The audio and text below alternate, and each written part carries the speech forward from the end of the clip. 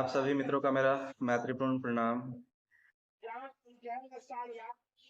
साथियों, आज हम एक ऐसे विषय पे चर्चा करने जा रहे हैं जो कि वर्तमान की स्थिति, और इस विषय पे मेरा बोलना बहुत ही जरूरी है। जो विषय है बालू के भीत पे खड़ा बहुजन आंदोलन। और ये बातें मैंने इसलिए कहा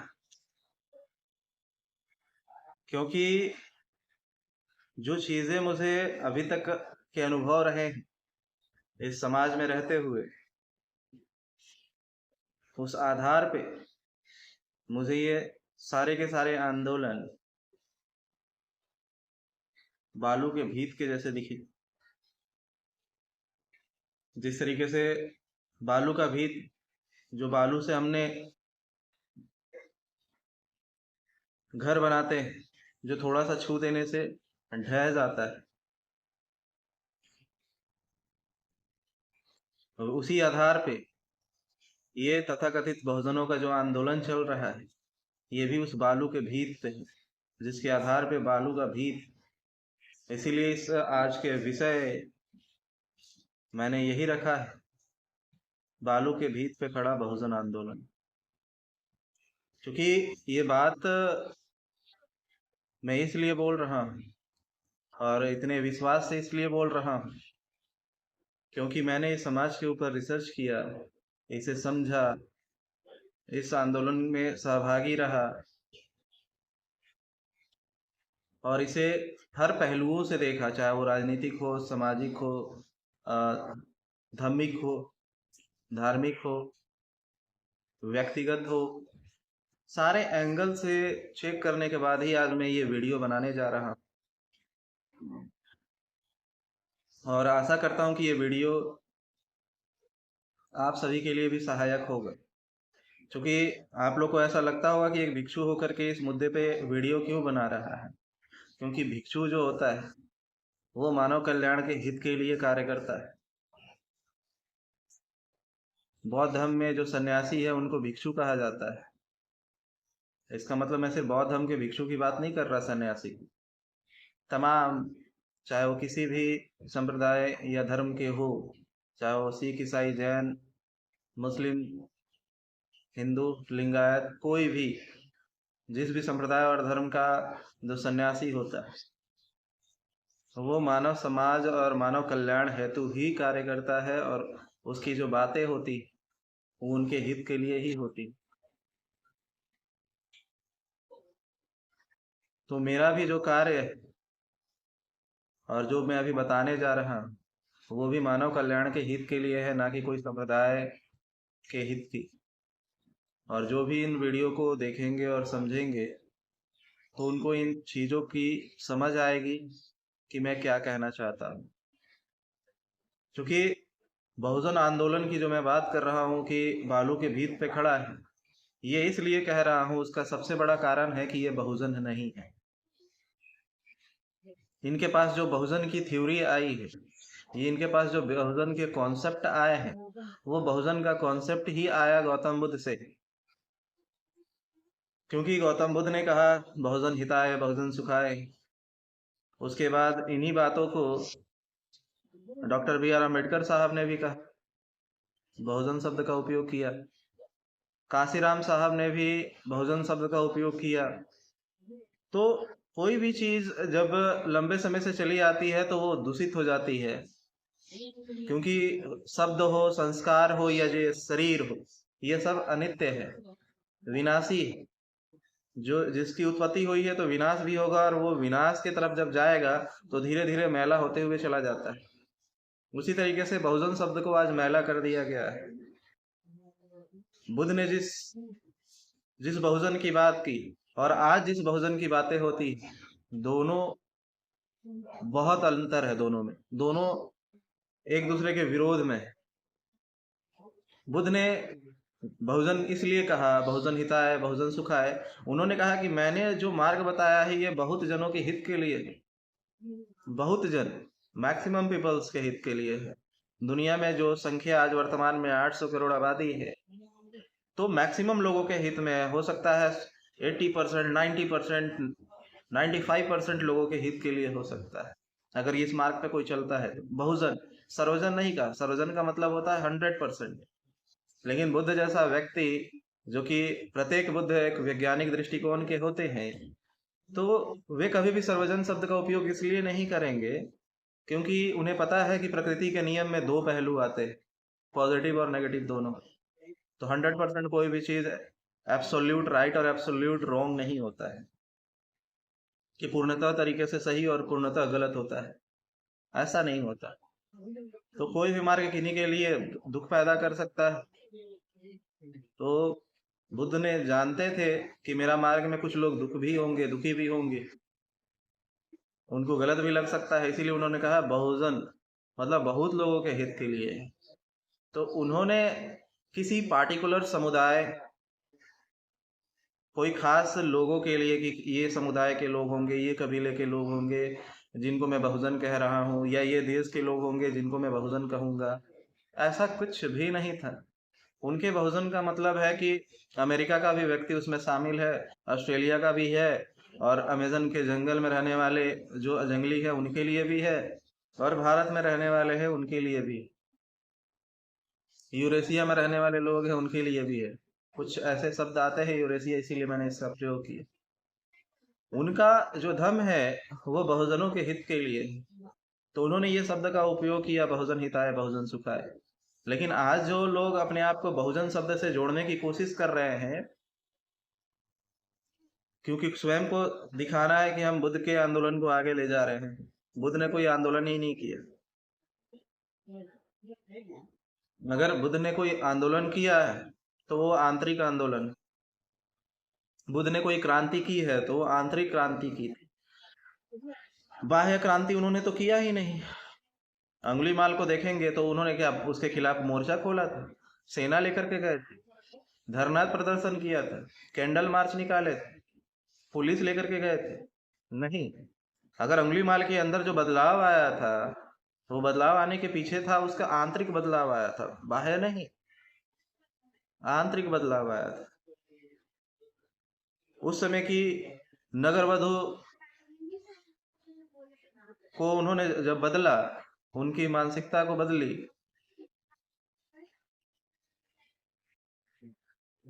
तो वो आंतरिक बदलाव था, ना कि बाहरी बदलाव था। बुद्ध के अंदर स्वतः भी, स्वयं भी जो वो बदले, वो क्या बाहरी बदलाव था? वो क्या सिर्फ कपड़े बदल लिए थे? अगर कपड़े बदल देने से अगर बुद्ध हो जाते तो उनसे पहले कई लोगों ने भगवा वस्त्र और चीवर पहन रखा था, तो क्या वो बुद्ध हो गए थे? तो नहीं। बुद्धत्व की जो घटना भी है वो आंतरिक है, आंतरिक बदलाव आता है। तो बहुत, अगर बुद्ध ने कोई आंदोलन किया और क्रांति भी की तो वो आंतरिक आंदोलन और आंतरिक क्रांति थी, ना कि बाह्य। तो इसीलिए मैं तो इस आंदोलन को पहले ही इसी आधार पे नकारता हूँ कि ये जो बहुजन शब्द का उपयोग करते हैं बुद्ध की चीजों को जोड़ करके, ये सरासर ही निराधार है। इसीलिए मैंने कहा कि बालू के भीत पे खड़ा है बहुजन आंदोलन। दूसरा कारण ये तो हो गया कि बुद्ध के अनुसार जो इन्होंने कॉन्सेप्ट को उठाया, बहुजन शब्द को। दूसरा आधार जो ये अपने आप को बहुजन कहते हैं, वो है डॉक्टर बी आर अम्बेडकर के द्वारा दिए गए categorized OBC, SC, ST and minorities. ये OBC, SC, ST and minorities के हिसाब से ये कहते हैं कि हम बहुजन। अगर बुद्ध के निर्देश में देखा जाए तो जो माइनॉरिटीज है वो तो बुद्ध के मार्ग पे चल ही नहीं रहे हैं। अगर उसी के अनुसार देखा जाए, बुद्ध की चीजों के अनुसार कि बुद्ध ने जिन्हें बहुजन कहा, तो क्या है ये ओबीसी, एससी, एसटी, माइनॉरिटीज तो बिल्कुल भी बुद्ध के मार्ग पे नहीं चल रहे हैं, क्योंकि वो अलग संप्रदाय और अलग धर्म में है, उनका मार्ग अलग है। तो बुद्ध से एकदम से पहले ही कट आउट हो गए, उन्हें तो पहले ही हटा दिया जाए। बचे ओबीसी, एससी, एसटी, तो एसटी बुद्ध को स्वीकार नहीं करते क्योंकि वो बुद्ध से भी पहले जो सरना प्रकृति नियम, प्रकृति धर्म, वो जो 10,000 साल से चली आ रही परंपरा को मानते हैं, जबकि वो बुद्ध को स्वीकार इसलिए नहीं करते क्योंकि वो उस प्रकृति के नियम के हिस्सा रहे हैं 2500 साल पहले। वो 10,000 साल पहले की चीजों को लेते हुए चलते। तो एसटी भी माइनस कर दीजिए, बचा ओबीसी और एससी। तो ओबीसी की जो 52% आबादी है, या 60% का है, या 52% का है, उनमें से मात्र 1 से 2% लोग ही बुद्ध को स्वीकार करते हैं, मात्र 1%। तो 52 में से अगर 1% हटा दे तो 51% तो आपके समर्थक में है नहीं। और एससी में भी जब देखने जाएंगे तो एससी में भी जो आबादियां है, उसकी तो आबादी है ही नहीं बहुजन कहलाने लायक। उसमें से भी आधे से ज्यादा एससी बुद्ध को मानते नहीं है, तो वो तो बहुजन कहलाएंगे नहीं, बुद्ध के भी बहुजन नहीं कहलाएंगे। अब बुद्ध के बहुजन कैसे कहलाया जा सकता है? बुद्ध ने किसी समुदाय को तो बहुजन कहा ही नहीं। हाँ, बुद्ध के बहुत जनों के हित में उनका भी हित हुआ है, ऐसा कहा जा सकता है। तो ये कारण भी है कि डॉक्टर बी आर अम्बेडकर साहब ने भी जो OBC SC ST and minorities जो बनाया, और वर्तमान में ये लोग उन OBC SC ST and minorities को कहते हैं कि ये बहुजन, इनको डाटा उठा करके पढ़ना चाहिए कि जो बौद्ध धर्म है वो 0.6% उसकी जनसंख्या है। इस आधार पे भी कि 0.6% जनसंख्या, इस आधार पे भी आप बहुजन कैसे? आप बहुजन जो कॉन्सेप्ट से आप, इनका अपना कॉन्सेप्ट है, मैं बुद्ध के कॉन्सेप्ट पे यहाँ लागू नहीं कर रहा। बुद्ध का कॉन्सेप्ट तो सर्व सारे लोगों पे लागू होता है, पूरे दुनिया के 800 करोड़ आबादी पे लागू होता है। लेकिन अगर ये अपने आप को जनसंख्या के आधार पे बहुजन कहना चाहते हैं तो बौद्ध धर्म तो 0.6% है, इस आधार पे भी आप बहुजन नहीं, धर्म के आधार पे भी। OBC SC ST and minorities के आधार पे अपने आप को बहुजन कैसे कह सकते हैं? ये तो सिर्फ एक मजाक है कि हम बहुजन, मतलब अपने आप को 85% कहना और फिर इधर से आना 0.6% पेपर पे दिखना, ये बालू के भीत पे खड़ा नहीं है तो और क्या है? यही कारण है कि मैं बोल रहा हूं कि बालू के भीत पे खड़ा बहुजन आंदोलन। 0.6% और अपने आप को बहुजन कह रहे हैं, तो ये निराधार है और बालू के भीत पे खड़ा है। ये डाटा भी, ये उनकी लड़ाई भी बालू के भीत पे खड़ा है, इसीलिए मैं इस आधार पे भी नकारता। OBC SC ST and minorities जो कैटेगराइज किया गया है, जिन्हें आज ये लोग अपने आप को कहते हैं बहुजन है, वो लोग तो मुस्लिम में भी काउंट होते हैं, वे लोग तो सिख में भी काउंट होते हैं, वे लोग तो ईसाई में भी काउंट होते हैं, वे लोग तो जैन लिंगायत में भी काउंट होते हैं, वे आपके साथ तो काउंट नहीं होते। तो ये जनसंख्या को आप कहेंगे कि ये हमारी है, कैसे है आपकी और किस आधार पे है? किस आधार पे है? क्योंकि इसकी तो आधी से ज्यादा आबादियां तो हिंदू समर्थन में है। और अगर आप ये मानते हो कि कोई व्यक्ति जन्म से बहुजन हो जाएगा, तो आप दूसरी तरफ ऐसे कैसे कह सकते हो कि ब्राह्मण जन्म से कोई ब्राह्मण नहीं हो सकता है? आप कहते हो कि जन्म से कोई ब्राह्मण नहीं हो सकता है, कर्म से ब्राह्मण होते हैं, जन्म से नहीं। तो फिर आप जन्म से बहुजन कैसे हो सकते हो? आप जन्म से ब्राह्मण नहीं हो सकते तो आप जन्म से समन कैसे हो सकते हो, श्रवण कैसे हो सकते हो? जन्म से आप नहीं हो सकते। ब्राह्मण और श्रवण, जिसको बमन और समन कहते हैं, आप जन्म से नहीं हो सकते। इसके ऊपर भी मैंने वीडियो बनाया है, बमन और समन।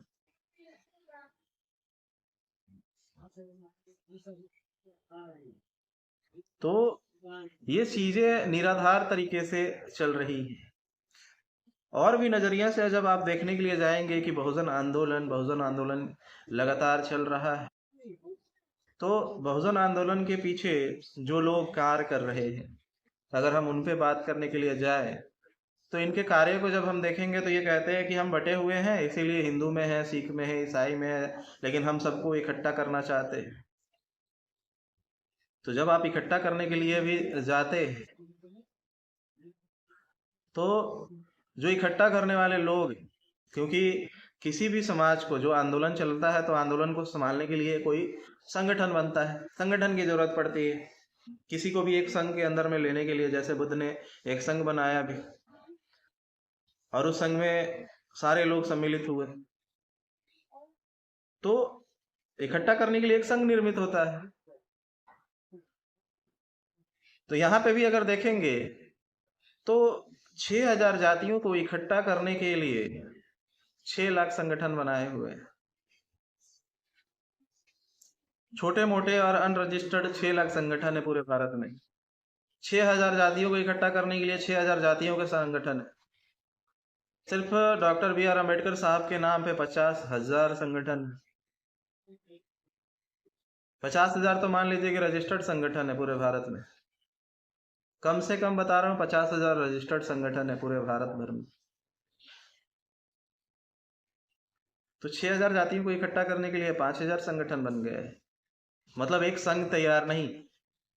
ये मैं आम लोगों की बातें कर रहा हूँ जो सांसारिक और गृहस्थ जीवन यापन कर रहे हैं।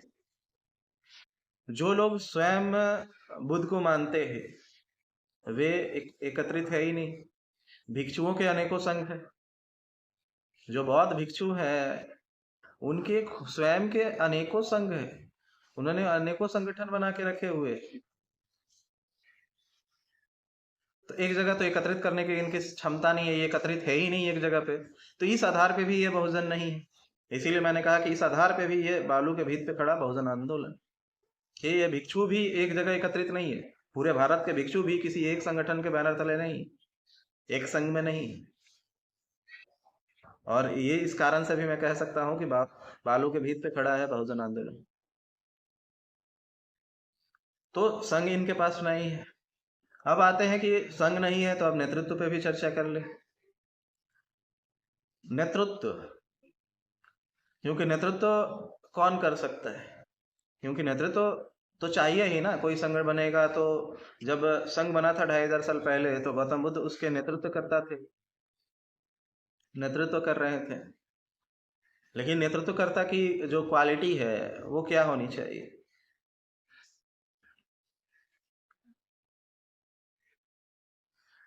तो नेतृत्वकर्ता जो होना चाहिए उसके आधार बुद्ध ने स्वयं बताए हैं। बुद्ध ने बताया है कि वैसा व्यक्ति जो अपने सारे विकारों को समाप्त कर दिया वही एक अच्छा इंसान बन सकता है। क्योंकि अच्छा व्यक्ति, अच्छा नेतृत्व वही बन सकता है जो एक अच्छा इंसान हो।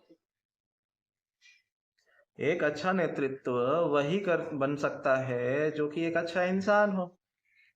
और एक अच्छा इंसान बनने के लिए बुद्ध ने बताया ध्यान मार्ग। बुद्ध ने बताया कि वैसा व्यक्ति जिसने अपने सारे विकारों को समाप्त कर लिया हो, जैसे मैंने समाप्त किया है समाधि प्राप्त कर, बुद्धत्व प्राप्त करके। तो क्यों ऐसा क्यों कहा? क्योंकि जब तक विकार है, वो विकार कौन से हैं?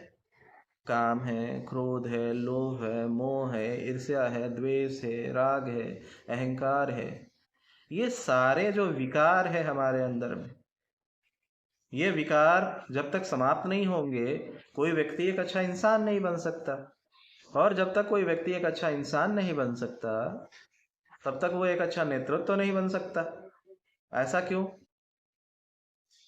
क्योंकि जब तक आपके अंदर काम है, काम वासना है, तो आप कार्य करने निकलेंगे और आपको नेचुरली है काम वासना, वो आपको परेशान करेगी और आप काम वासना में जा करके अवैध संबंध स्थापित करेंगे और समाज में गलत मैसेज जाएगा।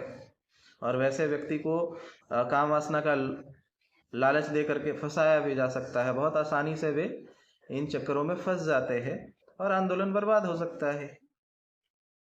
जैसे बुद्ध को भी तो कई वैश्याएं उनको लोभांतित करने की कोशिश की, लेकिन वे इन चीजों से बचे रहे। फिर आता है क्रोध। अगर आप क्रोधी व्यक्ति हो तो क्रोध में इंसान सही निर्णय नहीं ले सकता है। क्रोध में व्यक्ति स्वयं का तो विनाश करता ही करता है, संघ का भी विनाश कर देगा, संगठन का भी विनाश कर देगा क्रोध में आकर के। लोभ, जो व्यक्ति लोभी हो, लालची हो, वैसा अगर नेतृत्व के अंदर अगर लालच है तो व्यक्ति तो लालच में पड़ जाएगा, पद के लालच में, पैसे के लालच में, किसी भी चीज में पड़ करके बिक सकता है। मोह, वो ममता भाव में आकर के, मोहित होकर के, किसी के चक्कर में पड़ करके, चाहे वो बीवी के चक्कर में पड़ करके बर्बाद हो, या बच्चे के चक्कर में बर्बाद हो, वो अपने ही किसी रिलेटिव और साथी संगी के चक्कर में बर्बाद हो, क्योंकि वो संग में उसको प्रधानता देने की कोशिश करेगा, जो उसका नजदीकी, उसकी पति है, उसकी पत्नी है, उसके बच्चे है, उसके रिश्तेदार है। इस तरीके से फिर आंदोलन और संघ बर्बाद होता है। ईर्ष्यावश, जिसके अंदर ईर्ष्या हो, तो वो तो, जो नेतृत्व के अंदर ईर्ष्या होगी वो तो जलेगा ना, कि उसके लेवल का अगर व्यक्ति सामने आ जाता है उसके बराबर करने के लिए, या देखता है कि नहीं ये मेरे से बराबरी तो कर रहा है, मेरे से ऊपर भी जा सकता है, तो ईर्ष्यावश वो उस आंदोलन को बर्बाद करने की कोशिश कर देगा। वो उससे ईर्ष्यावश उसको संगठन से बाहर निकालेगा, या संघ में बदनाम करने की कोशिश करेगा, या उसे गलत साबित करने की कोशिश करेगा। और इससे क्या होगा? समाज की हानि, संघ की हानि हो जाएगी, संगठन की हानि हो जाएगी। अहंकार बस, अगर कोई दिखा कि उससे अच्छा काम कर रहा है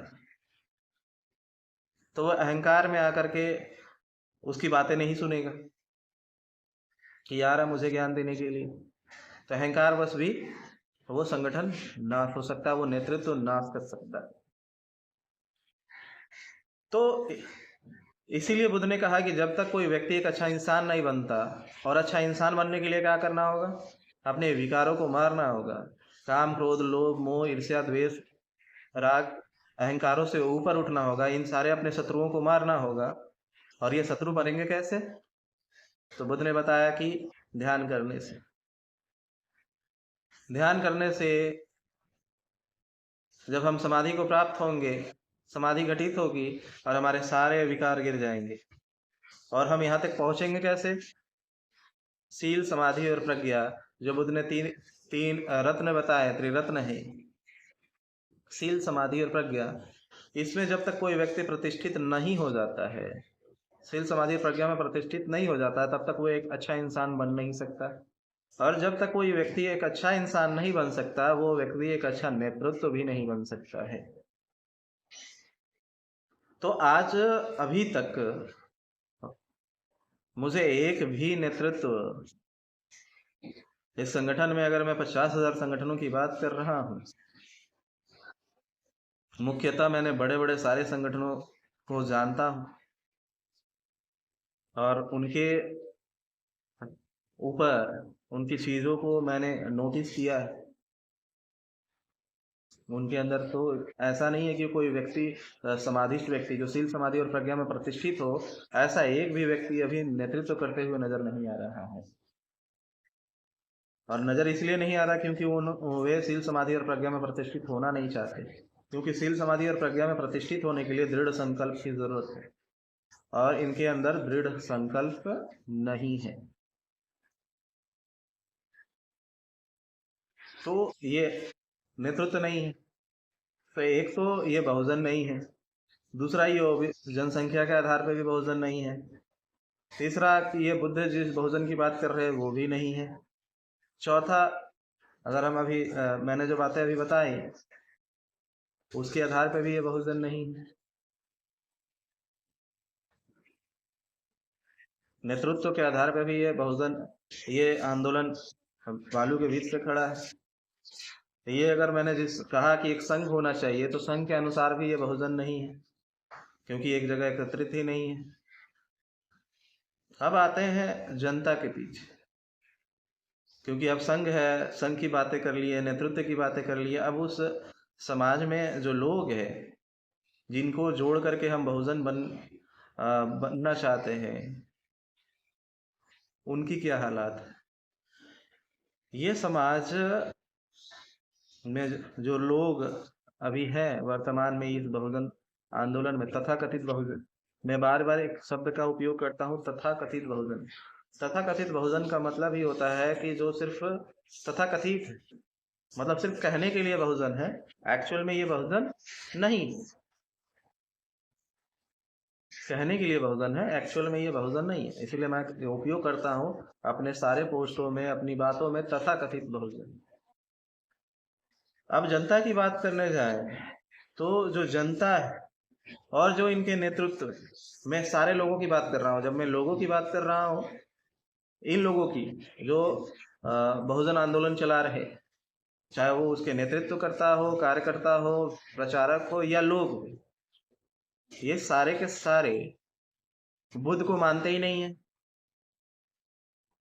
बुद्ध की तस्वीर का उपयोग करते हैं, बुद्ध के शब्दों के उपयोग करते हैं, बुद्ध की तस्वीरें बैनर पे उपयोग करते हैं, नमो बुद्धाय शब्दों का उपयोग करते हैं, वंदना करते हैं, लेकिन ये बुद्ध के रास्ते पे नहीं चलते। उसका तो मैंने एक कारण बता दिया कि वो त्रिरत्न का पालन नहीं करते, शील समाधि प्रज्ञा का वो पालन नहीं करते। दूसरा, गौतम बुद्ध ने बताया है कि तुम्हारे सुख और दुख का कारण तुम स्वयं, कोई और नहीं। कोई भी तुम्हारे सुख और दुख का कारण नहीं बन सकता, क्योंकि कोई तुम्हें कैसे दुख दे सकता है जब तक तुम्हारे अंदर में ये चीजें ना हो, ये सारे विकार ना हो, काम क्रोध लोभ मोह ईर्ष्या द्वेष राग अहंकार ना हो, आशा अपेक्षाएं इच्छाएं ना हो, तो कोई तुम्हें कैसे दुख दे सकता है। तुम कह रहे हो कि हमें 6000 जातियों में बांटा, बटे क्यों? बटे क्यों? जिन लोगों ने बांटा तुम उनसे बांट कर दिखाओ। जिन लोगों ने आपको 6000 टुकड़ों में बांटा, आप उन्हें बांट के दिखाओ। तो आप कहोगे नहीं नहीं, उन्हें हम कैसे बांट सकते। क्यों नहीं बांट सकते? इसका कारण खोजो, क्यों नहीं बांट सकते। न बांटने का कारण है कि वो ज्ञानी लोग, वे संकल्पित लोग, वे लोग अनुशासित लोग,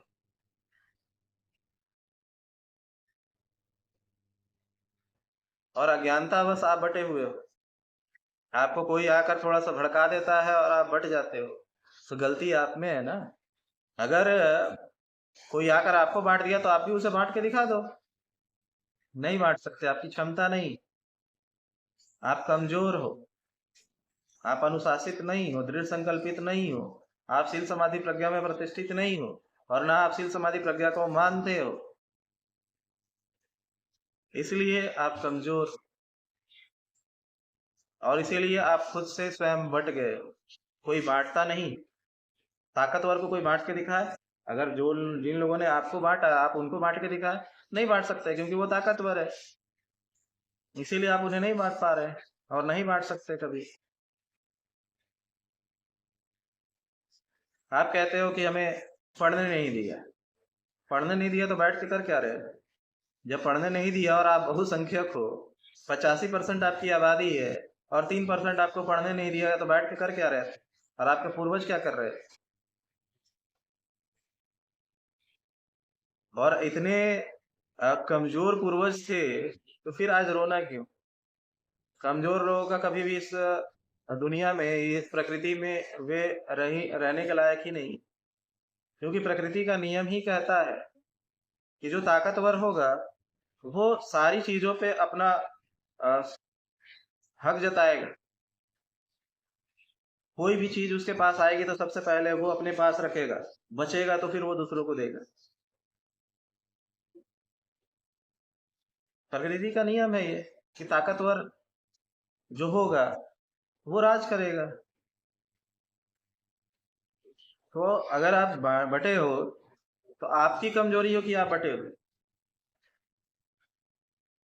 आपके साथ शोषण हो रहा है, कोई बिल गेट के साथ शोषण करके दिखाए, कोई अंबानी के साथ शोषण, अंबानी का शोषण करके दिखाए, कोई जो बहुत ताकतवर व्यक्ति है, चाहे वो हमारे ही समाज में ढेर सारे पहलवान हैं, उसका शोषण करके दिखाए। नहीं कर सकते। ताकतवर का कभी शोषण नहीं होता है।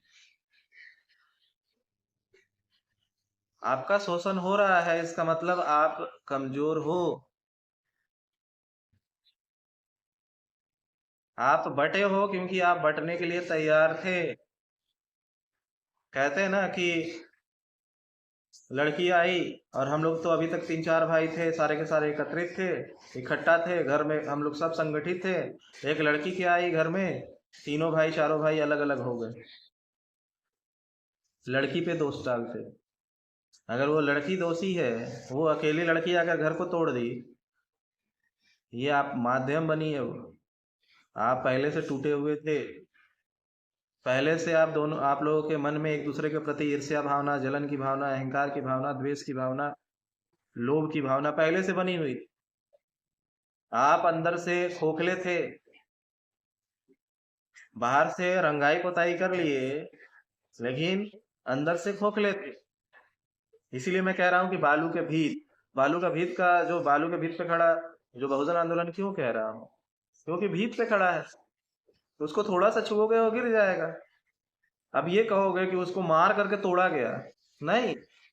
एक बालू के भीत पे जो घर बनाए जाते हैं, बालू के वो ऐसे ही खड़ा करके जो घर बनाया जाता है, उसको गिराने के लिए ताकत की जरूरत है? उसको गिराने के लिए जेसीबी बुलडोजर लाने की जरूरत है? नहीं। उसको आप हाथ से थोड़ा सा छुएंगे वो गिर जाएगा। जिस तरीके से ताश के पत्तों का जो महल बनता है, ताश के पत्तों का महल को फूंक देने से भी वो पूरा का पूरा ताश के पत्ते गिर जाते हैं, जो ताश का जो महल बनाया रहता है गिर जाता है। उसी तरीके से आपके जो रिश्ते हैं, आपने जो जिसे अपना समाज और अपने लोग समझ रखे हैं, ये उन ताश के पत्तों के जैसे है। आपने ताश के पत्तों का महल बना रखा है, आपने बालू के भीत पे अपना घर बना रखा है, छूने से ही गिर जाता है। लेकिन आप इसका कारण किसी और को देते हो कि नहीं नहीं, लड़की घर में आई तो इसकी वजह से हम सारे भाई अलग हो गए। आप खोखले थे अंदर से, आपका बंधुत्व खोखला था, आपका समता का भाव खोखला था। आप कहते हो कि जातीय बनाई, इस वजह से जातीय बना दिया दूसरों ने, ब्राह्मणों ने जातीय बना दी। अच्छा, जातीय बना दिया, आप बन गए। उसने कहा कि तुम्हें अपनी जाति में शादी नहीं करना, आपने शादी नहीं किया, मतलब अब दूसरे जाति में शादी नहीं करना है तो आप शादी नहीं करने लगे। तो आज तो चलो 70 साल हो गए संविधान को बने हुए, आज कौन सा आप अपनी मर्जी से अपनी दूसरी जाति में जाकर शादी करते हैं? आज भी आप स्वयं की जाति में ही जाकर के शादी करते हैं। और स्वयं की नहीं, जिन्हें आप कह रहे हैं कि वो जातिवाद को मानता है, मैंने किसी भी तिवारी को तिवारी के घर में शादी करते हुए नहीं देखा है, किसी भी पांडे को पांडे के घर में शादी करते हुए नहीं देखा है।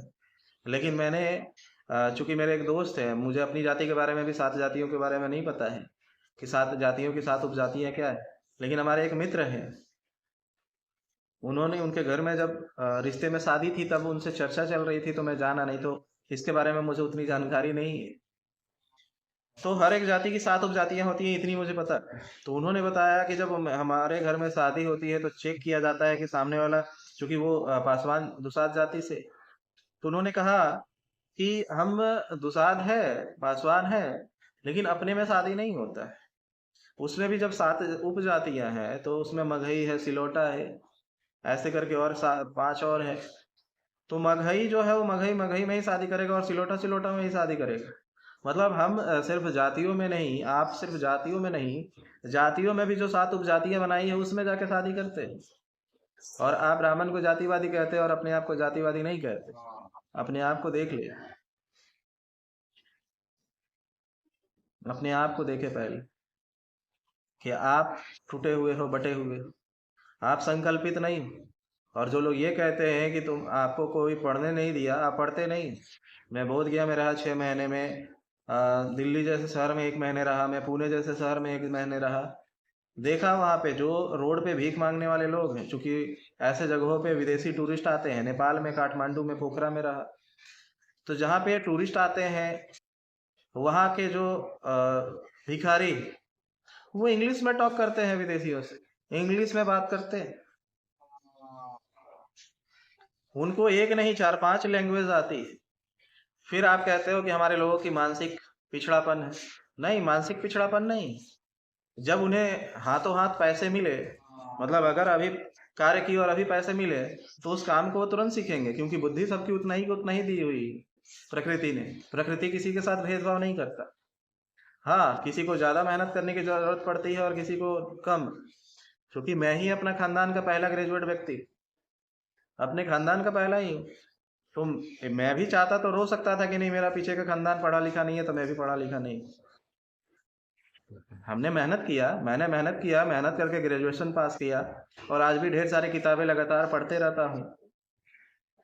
क्यों?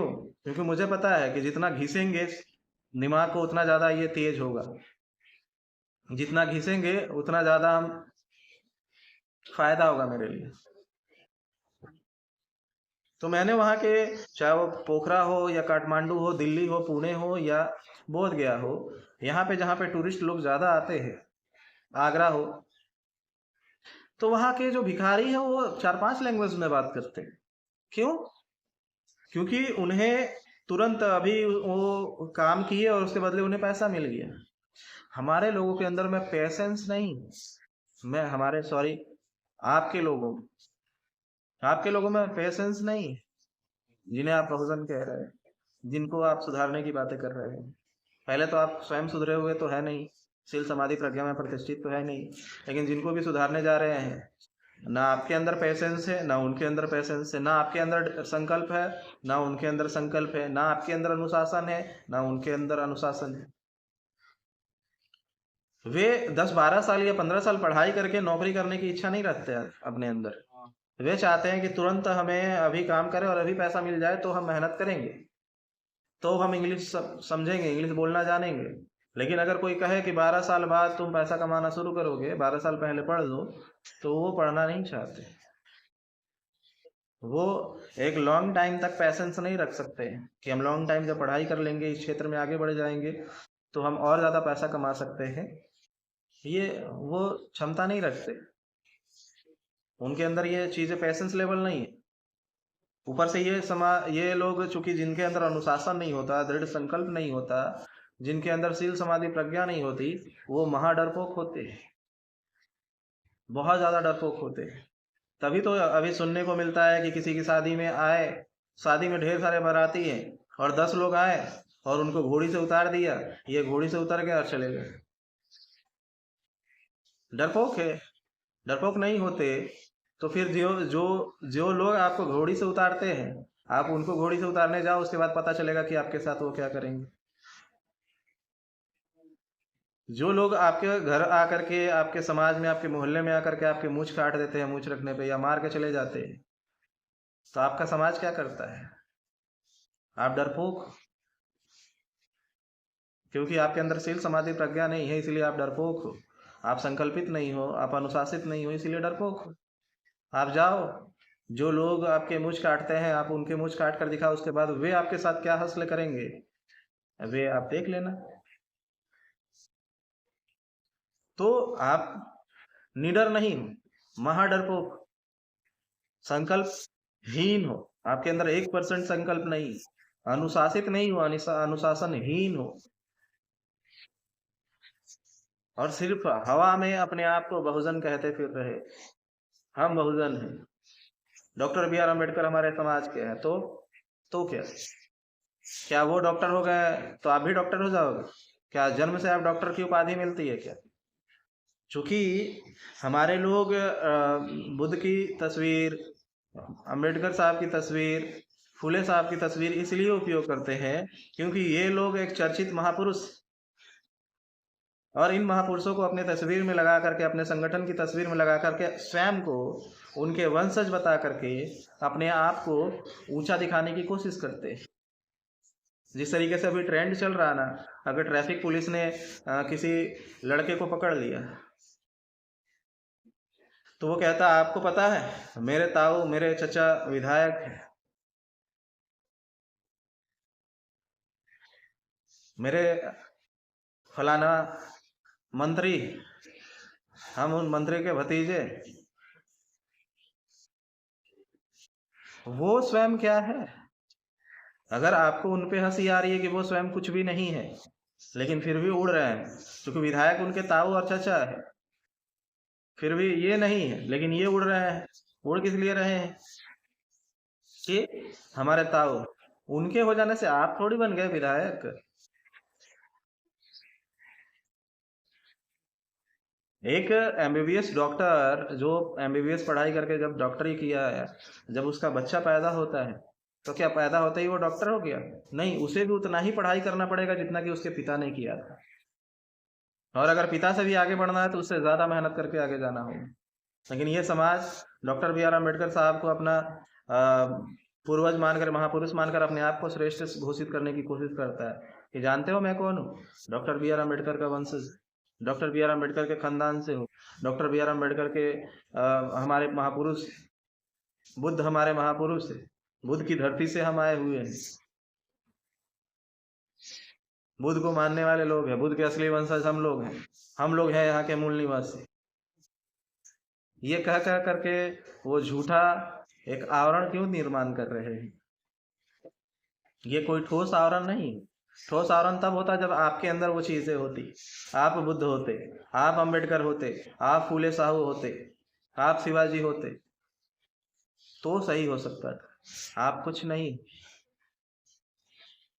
आप सिर्फ किसी को टैगलाइन यूज करते हो, किसी के नाम को उपयोग करते हो, तस्वीर के उपयोग करके स्वयं को श्रेष्ठ घोषित करने की कोशिश करते हो। तो किसी भी एंगल से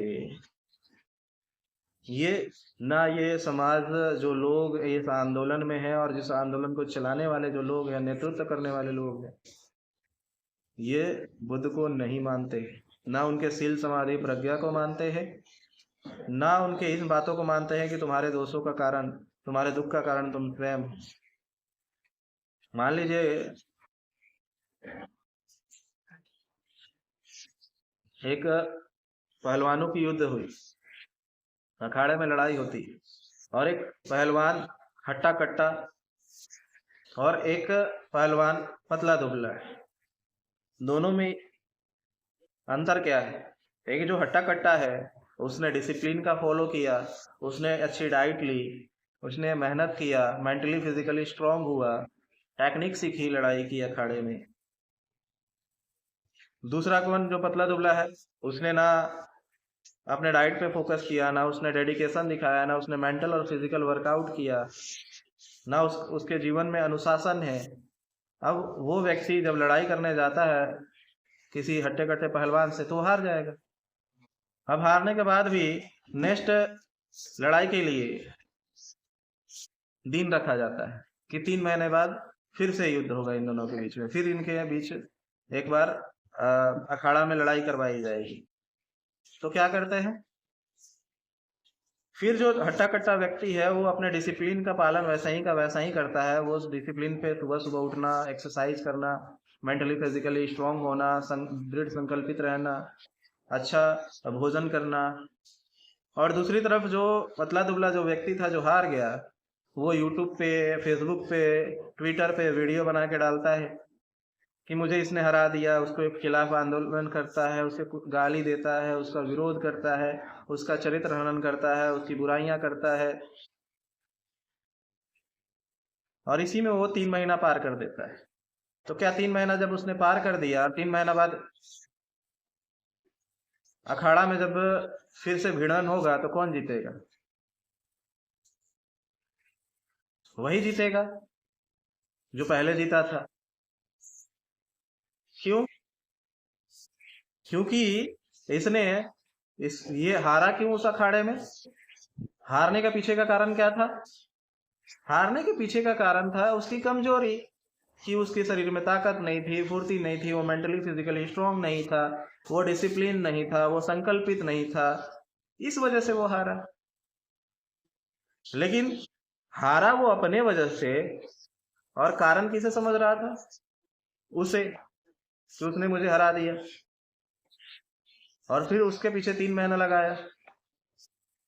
करना क्या चाहिए था उसे जीतने के लिए? उन 3 महीने इसे उससे ज्यादा दृढ़ संकल्पित बनना चाहिए था, इससे ज्यादा अनुशासित होना चाहिए था। वो 4 घंटा एक्सरसाइज करता है तो इसे 6-6, 8-8 घंटे एक्सरसाइज करने चाहिए थे, अच्छे डाइट फॉलो करना चाहिए था, और ताकतवर बन जाता। ताकतवर बनता तो ऑटोमेटिक उसे अखाड़े में हरा देता। कहने का मतलब है कि बुद्ध ने कहा कि आप स्वयं को मजबूत करो, अपनी कमियों को देखो, दूसरों की कमियों को नहीं। स्वयं की कमियों को देखे और स्वयं को मजबूत बनाने पे कार्य करे। आप जैसे ही स्वयं को मजबूत बनाएंगे, स्वयं को ताकतवर बनाएंगे, तो जिसके साथ आप अखाड़े में लड़ने जा रहे हैं स्वतः जीत जाएंगे। तो क्या आप स्वयं को मजबूत बनाने के लिए दूसरे का विरोध करने की जरूरत पड़ेगी? बुद्ध ने कि जो मार्ग है वो जो लाइन पहले से खींची गई है उसको काटने और छाटने का नहीं है, अपनी बड़ी लाइन बनाने की है। अपनी बड़ी लाइन बना दोगे, सामने वाले की लाइन छोटी हो जाएगी। तो आपको किसी की निंदा करने की जरूरत नहीं है, किसी का विरोध करने की जरूरत नहीं है, किसी को गलत और अपशब्द बोलने की जरूरत नहीं है। आपको स्वतः बस आपको दृढ़ संकल्पित बनना है, अनुशासित बनना है, शील समाधि प्रज्ञा में प्रतिष्ठित होना है, अपने कमियों को खोजना है, अपनी कमियों को दूर करना है, अपनी कमियां देखनी है कि मेरे अंदर क्या कमियां हैं, अपनी कमियों को दूर करना है, अपनी कमियों को दूर करके और उसको अपने आप को मजबूत बनाना है। जैसे ही हम मजबूत बनेंगे, हमारा कोई शोषण नहीं कर सकता, हमें कोई गुलाम नहीं बना सकता, हमारा कोई भी हमें नीचा नहीं बता सकता, नीचा नहीं गिरा सकता। आपके जीवन में दुख समाप्त होते चले जाएंगे। आप जब तक अपने दुखों का कारण आप दूसरों को देंगे, जब तक दूसरों को दोषारोपण करते रहेंगे, आपके समाज का कभी भला नहीं होने वाला है, कभी भी भला नहीं होने वाला है, जब तक ये समाज दृढ़ संकल्पित नहीं होगा। और समाज को कैसे सुधारेंगे आप? समाज नाम का कोई व्यक्ति है? व्यक्ति आप व्यक्तियों में बदलाव लाएंगे तो व्यक्ति से समाज निर्मित होता है। व्यक्ति में बदलाव आएगा तो समाज में बदलाव आएगा, और तब राष्ट्र में बदलाव आएगा, तब दुनिया में बदलाव आएगा। समाज बदलने चले गए, समाज नाम का कोई व्यक्ति है ही नहीं। आपको लोगों पे कार्य करने की जरूरत है, लोगों के अंदर चेतना में परिवर्तन। मैं विचार परिवर्तन पे विश्वास नहीं करता। अब तक था, जब तक मैं 2 साल 4 साल पहले, कि विचार परिवर्तन ही सभी परिवर्तनों का मूल है, लेकिन आज मैं इन बातों को निराधार करता हूं, नहीं मानता हूं, क्योंकि आज वो आपके विचार से प्रभावित है, कल वो दूसरों के विचार से प्रभावित हो जाएगा।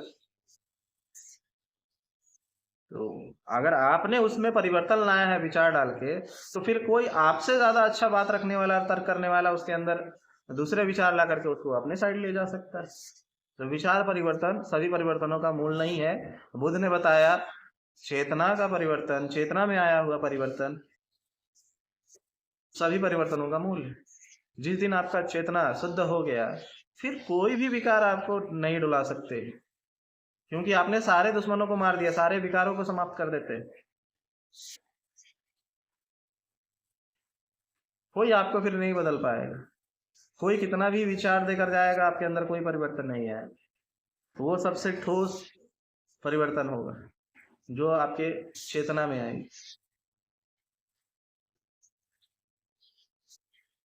तो इसी आधार पे मैं इन बहुजन आंदोलनों को बालू के भीत पे खड़ा बहुजन आंदोलन नाम देता हूं। बालू के भीत पे खड़ा बहुजन आंदोलन। मैंने अपनी बातों को बोला, और जितनी भी बातें मैंने आपको बताई, आप इस पे अपना चिंतन मंथन करें। जरूरी नहीं है कि मेरी बातें आपको माननी ही है। आप इसको जांचे परखे, अपने चिंतन मंथन करें, अपने तर्क की कसौटी पे उतारे। सही लगे तो अपने स्वयं के अंदर परिवर्तन लाने का कार्य करें, अपने जीवन में ध्यान लाए, शील समाधि प्रज्ञा को अपने अंदर उतारने की कोशिश करें, प्रतिष्ठित हो, और अपने आप को बदलेंगे तो समाज बदलेगा, क्योंकि आपसे समाज है, समाज से आप नहीं। आप लोगों ने मेरी बातों को ध्यान से सुना, इसके लिए मैं आपका बहुत बहुत अनुग्रहित हूँ। धन्यवाद।